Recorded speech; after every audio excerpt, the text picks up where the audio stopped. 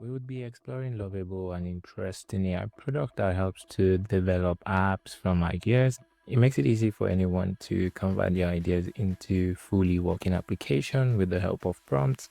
This is the interface. This is what it looks like. These are some sample prompts you can use. These are some of the features you can attach. Import Figma. Figma is like a tool that helps you design interfaces or makes it easy for you to design what you have in mind. Designers are pretty familiar with the Figma tool, so you could import your Figma file and it would work on it. This is some of the things that have been generated with this tool from the community and the number of remixes. By remixes, it actually means amount of times people have cloned what these people generated, and that's interesting.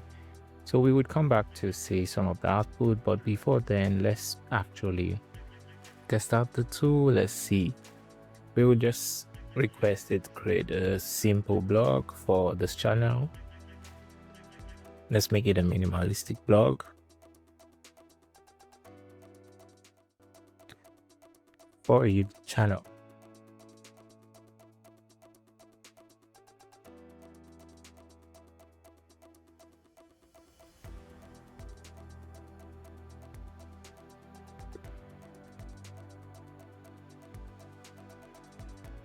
So we're giving a simple prompt asking for a minimalistic blog for YouTube channel, name this, which talks about AI product, and let's see what it comes up with. So once you do that, you'd see it shifts to a different interface, and while it's working, you kind of see what it's trying to do. It's spinning up preview. All these things coming up is just to help the user. Once users see something, it kind of helps you stay glued to the surface. So now this is the response, like chain of thoughts. These are some of the thoughts, and it's walking you through how it's going to come to doing this. And it says excited to do this project, and these are the first set of features for this version. And since we were not very specific with our prompt, so we leave everything to the product to decide: the color palette, the design, the text, the typography, animation, and so on. So quite interesting to see what it comes up with, and we would wait and see what the results will be.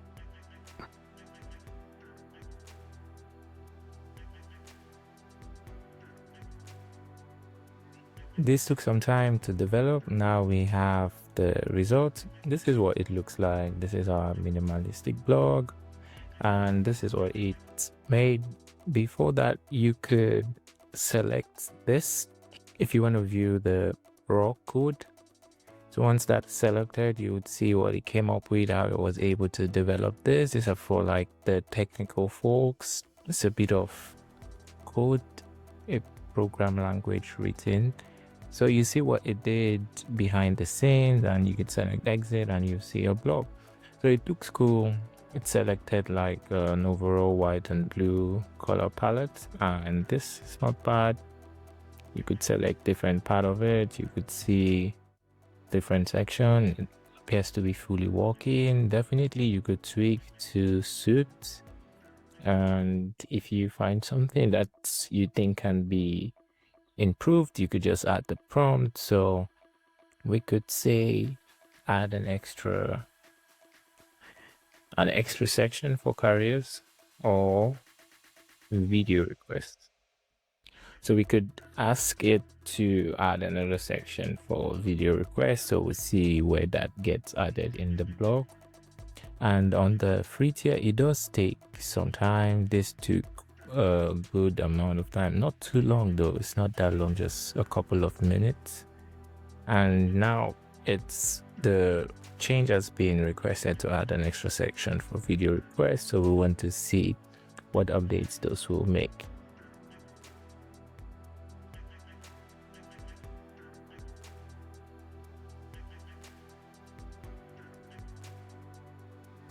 Cool, so that has been completed. Now you see I'll add a new section for video requests to the home page, which allows users to submit ideas for future videos. So you see if we scroll down, we would find the request a video, you name the video topic, and all those good stuff. So it's pretty good tool. It's very good to quickly whip up an MVP. It's very good to get ideas out of your head into actually functioning app. So that's cool. This was pretty interesting. So we'll go back to this. We'll go back to the actual home page. One thing is you would find the result of your prompt here, and you can also create a custom project. These are some of the things that have been created by people that have used this tool, and you could just select one. Once you select one, you would see what it does look like. If you find it interesting, if it's something that you like the style, you like what it does, you could select remix. Once you select remix, it sort of clones it into your project, and you could decide to include the history or not. Once you do that, you would have it directly in your project directory. While that is working, you would be able to also use prompts to make tweaks into the stuff into the actual project. That did take some time, so we have that cloned already. So it's spinning up like a preview, and these are the things doing. It's kind of waiting to show us the results. If it's too long, you could definitely go back. This is our daily credits. Say we've used 2 of our daily credits and all. Could decide to go back to the actual site, and you would also find it there. So if you select this, you would also find the sites there. You could decide to also send a prompt request for it to change certain things. It's pretty a cool tool, very nice, easy to use. The interface is quite nice, welcoming, and the transitions are quite smooth too. Let me know in the comments if you guys have tried this. How did you find it? Was it super helpful? Was it a bit difficult for you to use? And if you were able to get the idea you had in mind into a functioning product. That's it for this video. Bye.